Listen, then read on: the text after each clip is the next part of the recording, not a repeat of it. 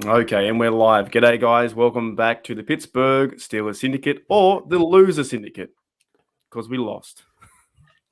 Well, we didn't lose. Our season's one and done because the Jets lost. And we're going to talk about that. And I don't even know where this podcast is going to go, but Owen, how you feeling, mate? I'm done. You know what? More gutted than I thought I'd be.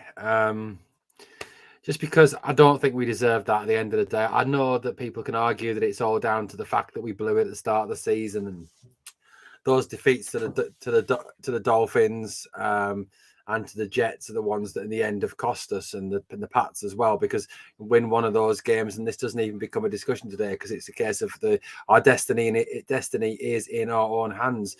But I think you've got to try, and I think even though I think every Steeler fan, well, the vast majority of Steeler fans will be desperately disappointed tonight that we haven't made the playoffs. Maybe the tank squad will be very happy. But I think we've got to look at the positives, and there are a lot of positives that have come out this season and a lot of positives for us to take forward into next season and to build on. I dislike Joe Flacco a lot.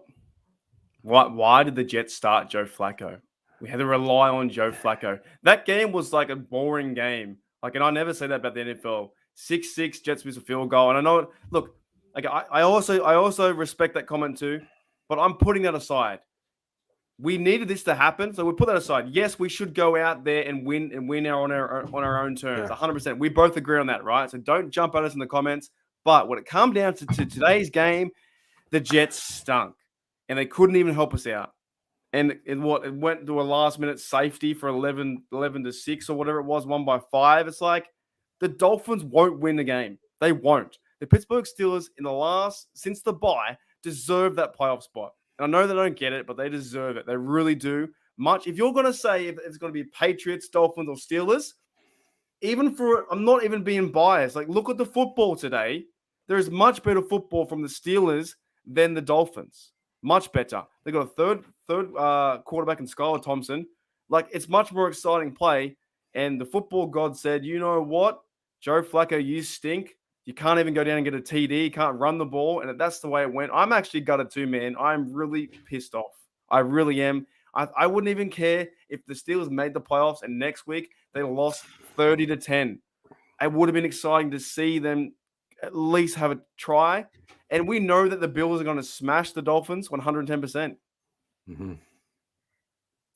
Yeah, I think you're right in that aspect. That game, that Dolphins-Jets game must have. I didn't see any of it because obviously I was watching the Steelers-Browns game, but it must have stank. It must have been an absolute dreadful watch for a 9-6, for 11-6, whatever it finished as. I don't really bother what it finished as, but I think it was always that game that was going to let us down because the Jets just have stank since they've had the fact where they can't decide who their quarterback is, when they've gone through Mike White, Zach Wilson, then back to Mike White, then to Joe Flacco. It's just, yeah. Playoffs. I am. This is going to take me a while. This might take me a day or 3 days to then get back on the train. No matter how you look at it, Owen, the season ended today, and that sucks. It hurts every time, doesn't it? And look, we always get a chance to be in this position. It didn't end. It didn't end in September. It didn't end in November. Well, end in September. That's when it starts. It didn't end in October. You know what I'm saying? Well, actually, some football teams it ends in September, like the Texans or the Browns. But it didn't end. The season ended today in Week 18 by 5 points and by a team that couldn't get their job done. We did our business. We took care of business. Watson got sacked 7 times, interception twice. They played some good football. Yes, there were mistakes, but there's got to be mistakes. That's what's so frustrating about this. I reckon they would have gave a chance in the playoffs against the Bills. I reckon they would have tried and kept up a little bit, or at least defensively wise, would have played okay. Mm-hmm. Oh, man. Well, it was arguably 8 sacks, wasn't it? Because that was a dreadful call on Hayward for sacking when he was called for pass. Oh, my goodness. Oh, I think I joked in the stream. I said, "What do you have to do now? Lift him up carefully, put him down on a mattress, put a duvet over him, give him a dummy to suck on, and read him a bedtime story." I mean, it's ridiculous. I'll be honest, man. There are some times I legit think about giving up the NFL, and that's one of the times. It's not the same. It really isn't the same anymore. It's not the same. I'm not saying look, protect the quarterback. We get it, okay? But what are they meant to do? And that drive, the defense didn't know what to do, did they? They didn't know if they were allowed to tackle him. They didn't know if they were allowed to throw him to the ground. He was a form tackle. He tackled him to the ground. He didn't throw him like a suplex or whatever. I sometimes think I look and go, why do I follow? Why do I buy all the gear? Why do I get so energized and pumped up to see that go against our favor? We won the game anyway. But the thing is, though, that gets me about that call, Mark, is if that tackle is made downfield on one of their receivers or the tight end or on Nick Chubb, it isn't called for anything. It's just considered a tackle. So why is it that the quarterback gets that special protection? Is he made of glass? Is he? I don't know. Well, that to me was a makeup call because honestly, they missed that call. You saw that one against Ogunjobi. Oh, you mean the one where he nearly ripped Thingy's head off? That. I know you're not a big fan of the quarterback or the Browns, neither am I. But that was a penalty, right? No. You don't think it was? No, I was hoping that he'd actually took his whole head off with him when he actually took him down. all right. I can't convince you, but I'll say to the crowd. No, seriously, right. If Larry Ogunjobi had managed to take Deshaun Watson's head off with that tackle, I think Larry Ogunjobi MVP for the Steelers just for that one moment. All right. Speaking to Steeler Nation, I guess speaking to the NFL. Or look, speaking for me, that was a penalty. It was. I know what you're saying, but that was a penalty. Okay, it was. The miss on both sides. But it is frustrating because you go and watch that game and you see what's Hayward meant to do, I am just over it. Did you see it when he sacked him the next time, what he did? No. Hayward. He looked up at the ref and went like that as if, is that okay? And they shouldn't do that because the more they do that, these players are going to go for a tackle and they're not going to wrap him up. And next minute, they're going to run away for a TD. Well, that was the thing. The argument they made in the commentary was that what choice did Hayward have? The number of sacks that idiot had escaped, through the way he was able to get away from sacks. He did do that well. Credit to him for that. You had to do that because if you just try to tap him or push him or whatever, he would have got away from it because he did numerous times in that game. I mean, it could have been 10, 11, 12 sacks, to be honest with you, if they'd actually taken him down. Did you see the other game a few weeks ago, that Colts player that let go? And the Colts player let go of a sack and they end up completing the pass. I don't know what team it was. It's getting that way, man. It's really frustrating to watch. Yeah, it'll be tackling next. But it could be. They're already doing Pro Bowl for a flag. If you know what, if I ever see, I don't want to put a hex out there on my channel or even my fandom, but if I do see it go to two-hand touch, there could be a likely possibility that I will not watch, that I will just turn the game off. Like imagine if they went to two-hand touch and they went to flag football. Could you imagine if they did that? Yeah, that'd be ridiculous. But it's the way it's heading with quarterbacks. It's not so much, I think, with the players and the outfield players. It's just the quarterbacks. It's just the quarterbacks you can't touch, and that's ridiculous. It's like, you can only between here and here, right? Like here and here in the middle. You can't hit them late. You can't graze their head. You can't unless you Kenny Pickett. Kenny Pickett gets hit and no one cares, right? I think to be honest with you, it's really proving that what Jack Lambert said back in the 60s, in the 70s, was 100% correct. Quarterbacks should wear dresses. Here's a question: are we just going soft? I'm talking NFL and society. Are we going soft? Yes, we are. We're soft, aren't we? We're a soft bunch, aren't we? Yeah. We're a soft bunch. Do you know what? We were having this. Do you know what? My girlfriend and I were having this discussion this morning about the fact that as a world we've gone soft on everything now, and literally you can't say anything, you can't do anything, there's literally nothing now. There's literally nothing you can do. And I think sport's gone the same way. Football as in, I know you Americans call it soccer, but it is called football. Has gone the same way. All sports have gone the same way. They've gone soft. You can't do anything anymore. And it's I know why they're doing it, because they play a safety, but it's making the sport boring. It's making things boring. The fact that you go back to even just 10 years ago to the likes of James Harrison, Ryan Clark, Troy Polamalu, Farrier. You look at the way they used to hit people. Timmons. Go onto YouTube after this post game show. Google, go onto there and go James Harrison, Ryan Clark's hardest hits. Go back and look at how they used to hit people. Both of them would have been ejected from the game in this modern era. Yeah, it is. You can even see the players like in defense, they're playing more prevent now. I think you can't hit the receiver over the middle anymore. you can't hit the. I do agree with the one where they are defenseless, where they're turning away and they go. And I don't agree with the when they do the targeting. That's not a good look to see. But at the same time, you can't hit players anymore, man, and it is beyond frustrating. And to a certain degree, we are soft. The society is soft. And people can argue with that, but I simply don't agree because you can see it in football and it reflects that. And it's to a point where players don't know what to do. They don't know how to hit. And you're right. Oh my goodness. What do you think? Okay, without swearing too much, what do you think overall? And we're going to probably block this guy. But do the Browns fans, are they so consumed by us? Yeah, it's that saying, isn't it? The Browns fans Browns fans, Browns players, Browns franchise. We live in their heads rent free, and we always will live in their heads rent free. And the fact that today they've been beaten, and they've been beaten pretty easily by the Steelers. I think the fact that as a franchise they are used now to finishing fourth in the AFC North. That's again this season they have finished with a losing record, and again they have finished fourth in the AFC North.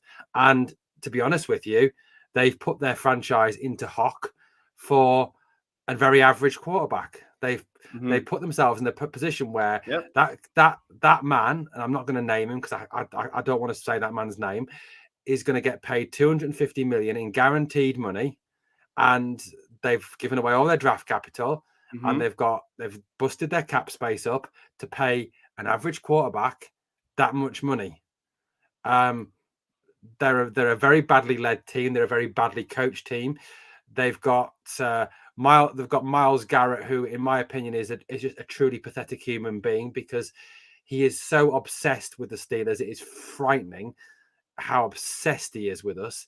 The comments he made the other day that this is the greatest time of his life if he manages to beat the Steelers and knock them out of the playoffs. Well, how sad must his little life be if that's the greatest moment of his life? I'm sorry, but the Browns, the fans, the organization, the players, they're sad. They're a bunch of losers. As a franchise, they're a joke. They are the biggest joke in professional sports. What were your thoughts on this one too? They depicted here Fred Rogers, the native Pittsburgher with the Mr. Rogers show. I don't know if you ever saw that show. I didn't see. I only saw highlights, or I only knew about this guy when I went over in 2016. But that's pretty disrespectful, right? Yeah, definitely. Like when I first saw this, I was like, is he bleeding from the kneecap there? No, it's just a bit of red, a red rag or something like that, a red towel. And to me, they're just overall I do have some good Browns fans I do know who come on Steel Nation Australia, but the random ones like this bloke here is probably in and out. I just don't understand how this team's so obsessed. They're so obsessed. Let me get rid of this. That's too much airtime. And the one we did was nice. Like this is the guy that we did. Charlie Wagner's made this. It's a much better one, right? Yeah. The Browns fans or the players, they're so obsessed. They call it Steelers Week. We don't call it that. We don't call it Browns Week. I don't call it Browns Week. They're so obsessed trying to beat us all the time. Oh, yeah, and that's true. And every year they put the Browns at top 10 the next year. They will. And every year, Mark, they're off-season world champions. Yeah, and like, look, when you really think about it, they've never won a Super Bowl. They've surely got us in the playoffs here and there. But I've never seen a franchise fans, not all the fans, but some fans, so obsessed about trying to beat the Steelers, or we got Steelers Week, or we want to beat them, And it's like, go control your own destiny. Even the franchise too reflects that, right? Their franchise reflects that. And I'll be honest with you, the AFC North is as we've seen this season, it is an exceptionally tough, hard fought, contested division. I think it's probably along with the NFC North, is probably the most hotly contested, hard fought, vitriolic division in the entire NFL. But of the three teams that we share this division with, the Ravens you have a grudging respect for, because the Ravens have a grudging respect for us, and the Ravens fans have a grudging respect for us, and we have a grudging respect for them. There's a kind of I don't know, a more decent rivalry there, a more respectful rivalry, shall we say? Whereas the Bengals and the Browns are just, as franchises, are just a joke. They are an absolute joke because they've got no respect for anybody. They're just the way they talk. Their players just have no respect for any opposition teams. The way they run their mouths constantly. I have no time or any respect for the Browns or for the Bengals at all. I have for the Ravens. I do respect the Ravens. I don't like the Ravens, don't get me wrong, but I do have respect for them as an organization and as a franchise. I don't like Harbaugh, but I have respect for Harbaugh. I have no time or respect for Stefanski or Taylor. Here's a comment too. Let's focus back now on the Steelers for a minute. And I'm still hurting. This every year. Every year it's got to end with a Super Bowl or it ends with you being eliminated. Only 1 team can win it. 31 teams get eliminated, right? So we have our day today. So it sucks. You can't win them all. J-Devil says Tomlin deserves all our respect in the world for turning this team around, starting 2-6. What are your thoughts about that? I made a video the other day for my channel, and it's time to lay some respect on Mike Tomlin. That's what I said. Look, I've been critical of Mike Tomlin this season. Don't get me wrong, I have. But I don't think we should sack him. I've never said sack him. I've always said he should come under pressure when it's right for him to come under pressure, as anybody in a leading position in any industry should. But he deserves a huge amount of respect for doing what he's done this season, because he has taken this team from 2-6, which I know he got us into that position, but he's led us back to 7-2. He has taken a team with a rookie quarterback, a offense that is young, an underperforming OC. And yes, we can get into the argument of who is responsible for appointing Matt Canada. Yes, it's Mike Tomlin, but he has taken this team and he has turned them round. And you know what? You listen to Steeler Nation, you listen to the media, and you know that this team as a whole has so many holes on it still and has so many weaknesses on it still. And if that's the case, is the job that he's done in turning this team into a 9-8 team is a remarkable job. To go within, so close to taking a team that everyone said at 2-6 at the bye sucked, it stank, it would be lucky to get another win, it would finish 2-15. It was the worst team in the NFL. The players sucked, Pickett sucked, everybody sucked. He deserves all the respect in the world for what he's done in this back half of the season. You tell me one other coach other than perhaps Bill Belichick that could do what he's done with this team. Man, I'm cool with it. I'm cool with it. Here's an analogy too, right? You know when you go to a party and you bring your mates, just because you bring your mate, you don't lay all the respect on. If your mate acts up, right, and does dumb things and no one likes him, that's not 100% your fault, is it, Owen? No. It's still the person acting up and being stupid. So just because Mike Tomlin hired Matt Canada doesn't mean it's 100% Tomlin's fault. It's part of his fault. Sure. But if I bring a mate to a party and that mate acts up and is the worst person, everyone hates his guts, comes down to that person too. Mm-hmm. I believe this year is successful for the Steelers.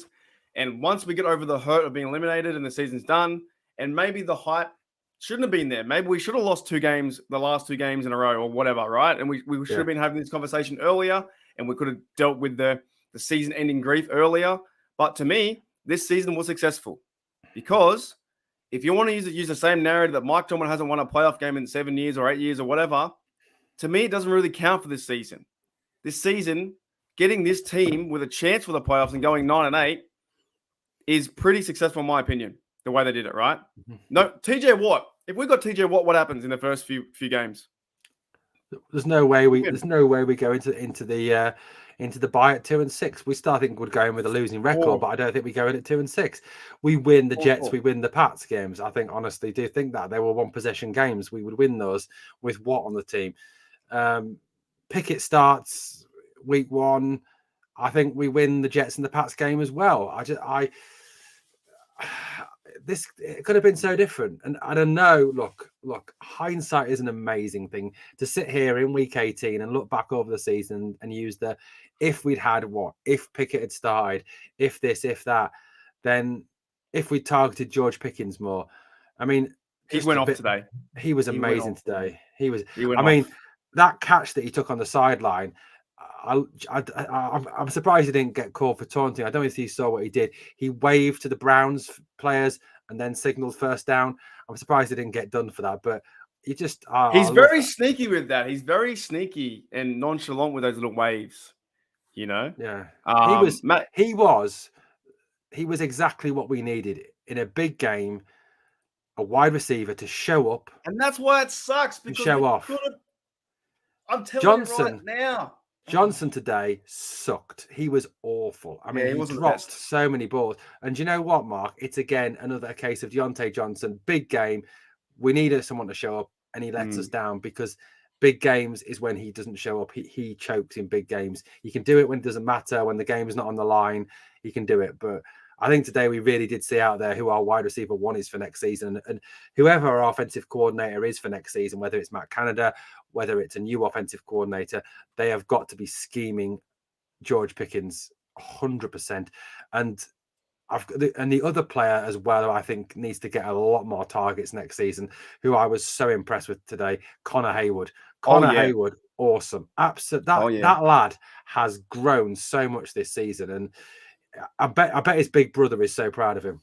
He has steel blood in his veins. But I thought, Deontay didn't play the very best, but he did come up with a few good catches, I think, for the first down and also the 2-point conversion, which another reason why I think that Tomlin gets no credit, right? He goes for the 2-point conversion, gets it. We're up by 14. The game's in our hands. And then we couldn't get the job done. Matt says he won't win it, but Tomlin has my vote for Coach of the Year. He definitely has a chance. If he got to the playoffs, he might have a chance to get it, but it's going to be the Eagles coach or someone like that. I don't know who's going to be there. Who do you think is going to be Coach of the Year? That's a good question. Though. Can Tomlin win that? Sure, they won't give it to him. Right? No, it won't be Tomlin. I think you've got. Look, I think that they'll consider people like Kyle Shanahan for the job that he's done with obviously having the third string quarterback in there and getting this. I mean, if the Niners win tonight and the Eagles lose, the Niners are the 1 seeds in the NFC. Yeah. You've got to consider him. You've got to consider Sirianni. You've got to even consider Mike McCarthy of the Cowboys. You've got to consider Zach Taylor, unfortunately, of the Bengals. You've got to consider Sean McDermott as well for what he's been through and the job he's done. Andy Reid's got to be up there again, a 14-3 with a weaker team than he's had in previous seasons. So there's a number of guys you could say are up there. I agree, and Pepper said Dan Campbell too, with the Lions coming back as well. If they get into the playoffs, I think if Coach Tomlin were to win Coach of the Year, he'd have to win a playoff game this year and maybe win another one to be considered that. But also in other news too, we have JW saying the number 1 pick in the second round is thanks to Claypool. So Claypool and the Bears lost today. The Texans won. So that the only thing for this day would have been picture perfect if the Jets won. And I think, was it previous years we had the Jets beat someone for us to get in? I think it was like 20. Yeah, it was a long while. Yeah, it was a few years ago now. 2018 or something like that, or something like that. Yeah. I think. Let me know in the chat, guys. I think the Jets a few years ago won a game for us to they beat who they beat. They beat someone for us to get in, and I know. But many a times we've been in a situation. And was it the Bills? The Bills, I remember doing it one. Yeah, they'd stank all year and they beat somebody. I think. Right. I remember that being on. I remember Noah saying something. All Steelers talk about that. So. Well, it's happened a few times where we've seen games where we've been crushed and we've lost it. We've seen games lose, and players on the field have been watching the game and they lose. It's gone the other way. It's here and there. So, and Michael says next year will be a good building block, and it definitely is. Like, there's some real positive things about this year to end the season. I think Kenny Pickett is our guy, like dead set. Like, Kenny Pickett is the guy you build around. What were your thoughts on Kenny Pickett's play today? Yeah, overall he was good. He had some bad throws, some really inaccurate throws, but he's a rookie. He was solid. He was solid again. He grew. He developed. He used his feet well to keep out of trouble. He went through his read progressions. He threw the ball on the hole very well. I mean, the lofted pass to DJ for the 2-point conversion. Some of the throws to George Pickens were very, very accurate indeed. So he ran the offense very, very well. He did well. Got no complaints. He certainly is the man for next year. And I think another positive is the way that Najee Harris turned this season around as well. And Najee Harris, second season in a row going over 1,000 yards in a season. There you go. someone who people labelled the new Trent Richardson, who labelled him as a bust, labelled him as a failure, said he was a mistake. Do these people honestly watch the game? Seriously, do they really watch it? They don't. They don't watch it, do they? He's not a bust. I mean, and another huge positive again today, Jalen Warren. Warren has been fantastic this season. He's given us, I think, one of the best 1-2 punches in terms of running backs in the NFL. I know the Browns have got Chubb and Hunt, but Chubb and Hunt weren't that great today. Warren and Harris were much better than them. Warren and Harris were fantastic today. They does give us that sort of Le'Veon Bell, D'Angelo Williams, Le'Veon Bell, James Conner type 1-2 combination again, doesn't it? I mean, those two guys, huge positives going forward for next season. And the fact we seem to be developing a running game. Yeah, the reason we have, Najee Harris at number 1, Jalen Warren be number 2. Look, you can go and draft a guy third. I know he's going to be a third guy, but I like that going next season.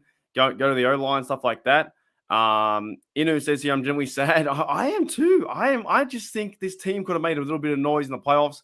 And the fact is, you got to wait a whole year. What are we going to do for a year, Owen? I don't know, man. Think about next year. But no, he's right there. The Dolphins stink, man. I mean, and even if they get if they get Teddy Bridgewater back, because realistically, I can't see Tua being back for next week. I think Tua's done this season. I really do. With all the concussions that he's had, I think he's done this season. They're going to get. I mean, is it the Bill? I think it's the Bills they play. The Bills are going to absolutely wipe the floor with them. Yeah, and that's why it's. I know we don't want help and stuff like that, but we did need help today. As I get a bloody, oh my god, an ear in my had an ad in my ear. But over the last 5 games, the Dolphins, they lost 5 in a row, right? And they end up 9-8. So I don't see how you can feel confident if you're a Dolphins fan to be like, you know what, we're going to go out and win next week. I just don't see it.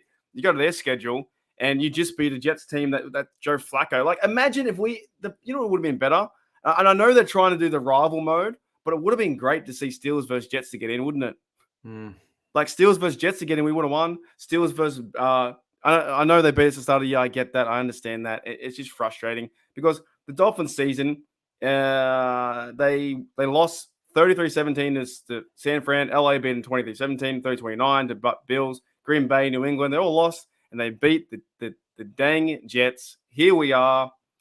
It does suck, Owen. But what else are some positives? We'll go back to a few positives about this game. What was overall positive about this game versus the Browns? We got to have first double-digit 2 TD win, I think, 14. Yeah, is that the biggest win all year?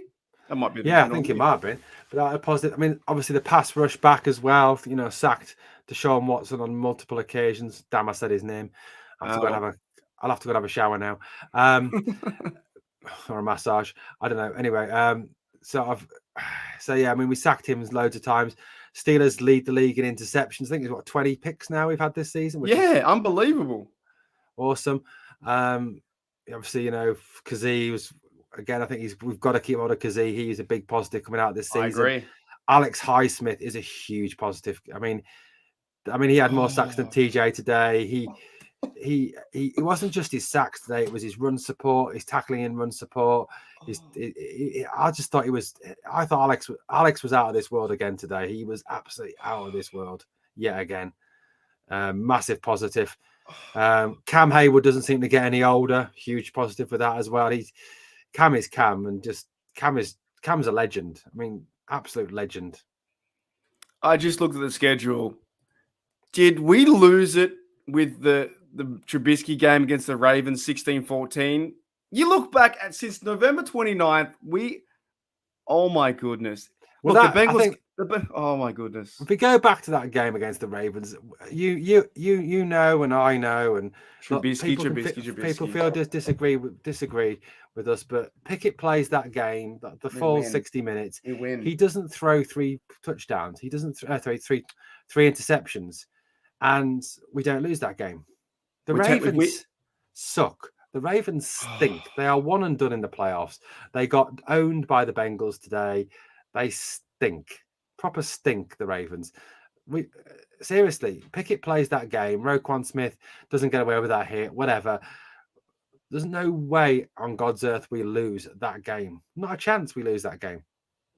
So since the bye week, and we're going to talk about this, probably for the next few weeks and kind of wrap up the season. I know I will be because I can't let it go just yet. But since the bye week, the Steelers went 7-2. They lost the Bengals. Look, that hurts, right?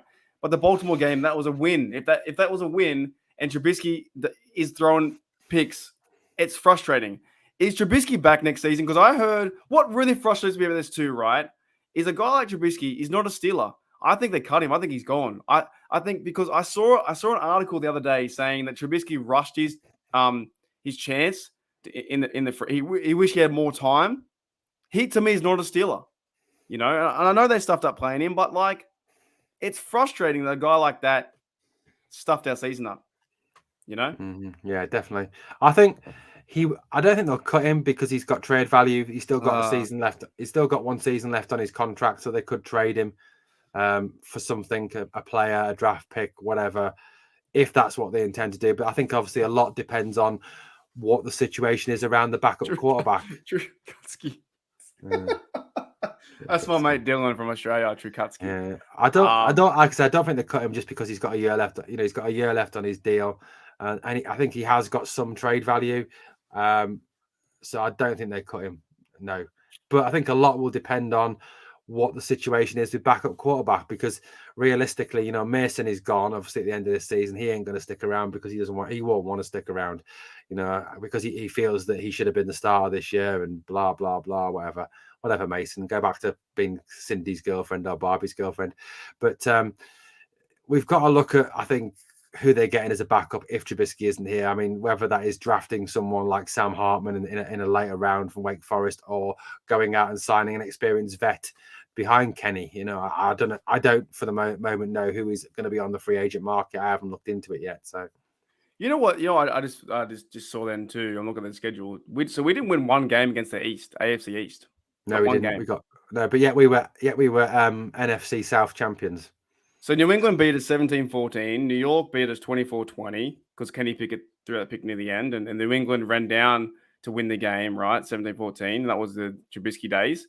Buffalo shellacked us 38-3, and then Miami beat us 16-10. So, and that's what it came down to, was like we all lost. The Steelers lost the AFC East, and then we had to rely on the AFC East to win. And the Buffalo's Bills won, and yeah, it's just it does suck, and I think it's going to be a good season next year. I know you and I are going to do a lot of coverage for the draft and free agent and off season stuff, but it all comes to an end, Owen, doesn't it?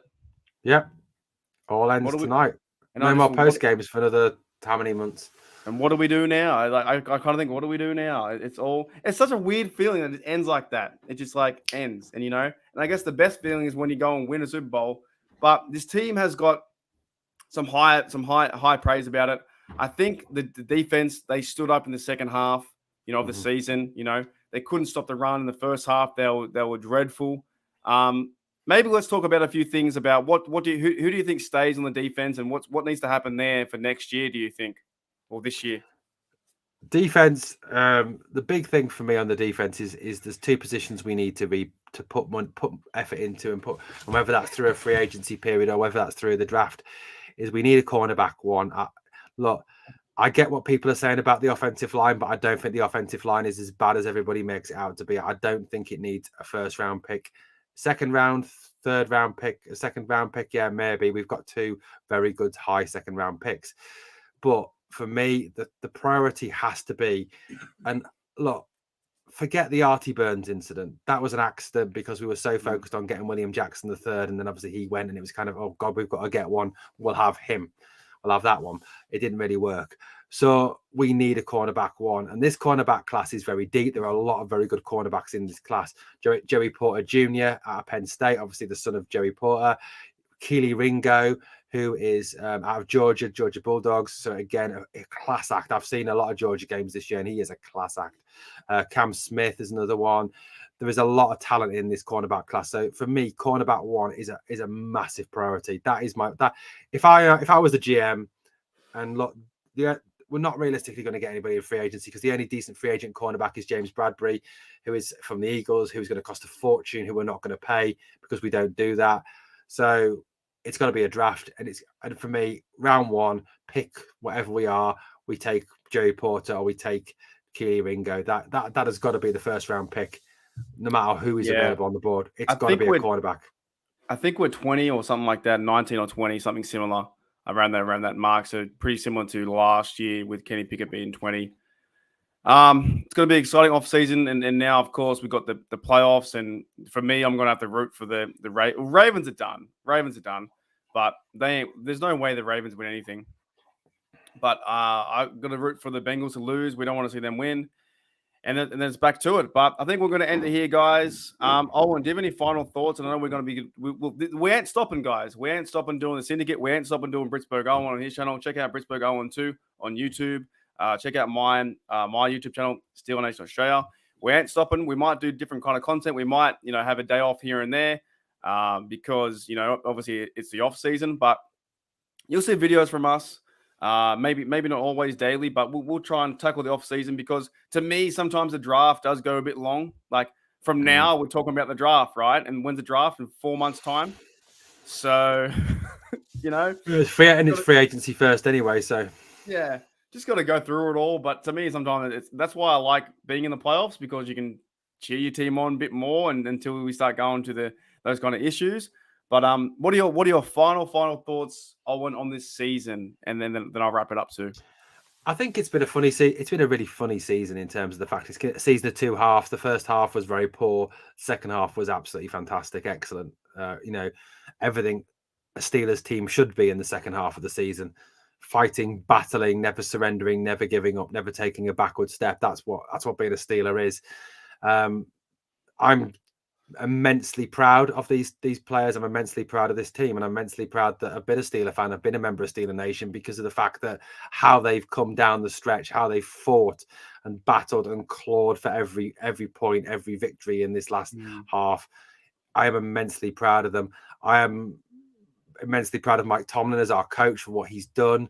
And I, as a Steeler fan, I look, 9-8. Yeah, isn't a great record, but it's a winning record. It's now 16 seasons that we have not had a losing season. We have that means we have been in competition for a playoff place for 16 seasons. And those people out there that want Tomlin out, those people that wanted us to lose out and tank, look, Tomlin ain't going anywhere except that now. He ain't going anywhere.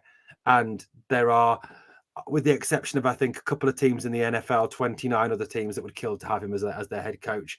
So if you're a Tomlin out person, he ain't going anywhere. Get over it. Forget it. Don't keep saying it. It's never going to happen. It's not going to happen.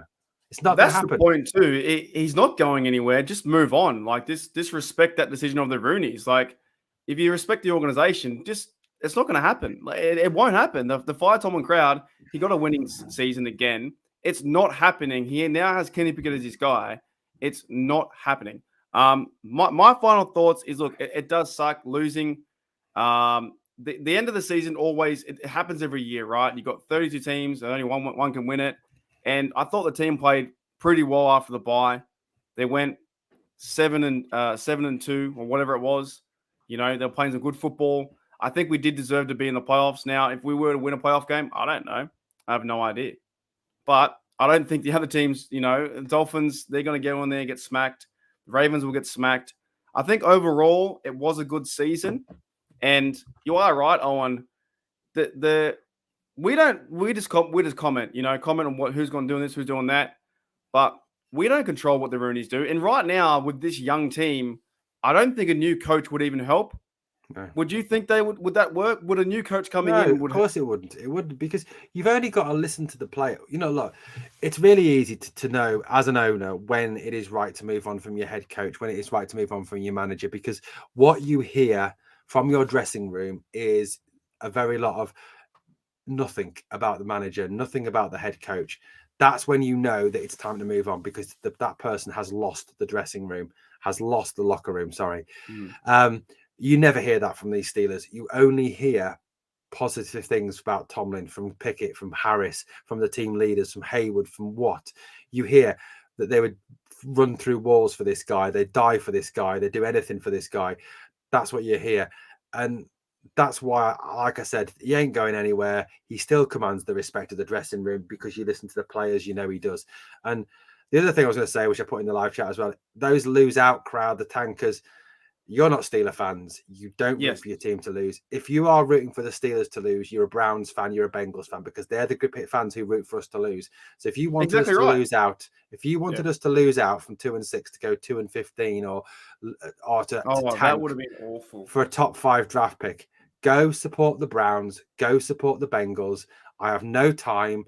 And I have no respect for what you've got to say, because you're not a real Steelers fan. And those people that say, oh, you've got to respect everybody's point of view. Yes, when they're talking some common sense, but when they're talking complete and utter rubbish, you've got no respect for them. You don't respect someone who talks rubbish. This team would have been an awful season if we went 2-15 like the Texans, right? Yeah. How would you be able to watch this team? And every week would have been awful. But the fellas fought back. Like, in reality of all things, yes, they started poor, but the fellas fought back to get a 9-8 season for a chance in the dance, and it came down to the Jets didn't do it for us. It just didn't happen. But I agree with you, man. We can have a different opinion on Tomlin if you want to fire him or not. But that aside, the ones who want our team to actively lose, like cheering them to actively lose, like if you're watching that game against, for Franco Harris, and rest in peace, Franco Harris, right? That's still in our minds too. That happened, the start of the season, and we can probably go back and go all the way back to Haskins at the very start. I was hurt. I was cut, man. I was completely cut. That the young fella like that had passed away for a chance to be the quarterback number 2, and that would have been completely different, would it not? I was cut for that. All these players play to win. You play to win the game. When I go out there, I've said it before, I go out there and play pickleball. It's only pickleball, but I play to win every single time. You do that. You do not actively support your team to lose. This season from the very start was a very funny one. You had Haskins passing away, which is really sad. You then had to go and get Trubisky. You started Trubisky. You went 0-4, 1 whatever. You then brought in Kenny Pickett at the Jets game, right? And then he got brought into that and then got done by the Bills. But we came back at rallied at halftime, and 2-6. You thought this season's pretty tough. We didn't know what to expect. We were like, oh, we could maybe get out of this.